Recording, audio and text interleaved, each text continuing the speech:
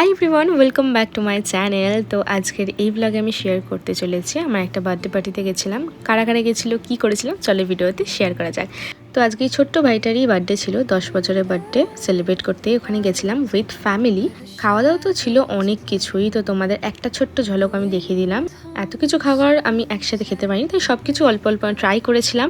আর honestly বলতে গেলে আমার সব কিছুর থেকে বেশি যেটা ইন্টারেস্টিং লেগেছে সেটা হলো এই বিস্কিটটা।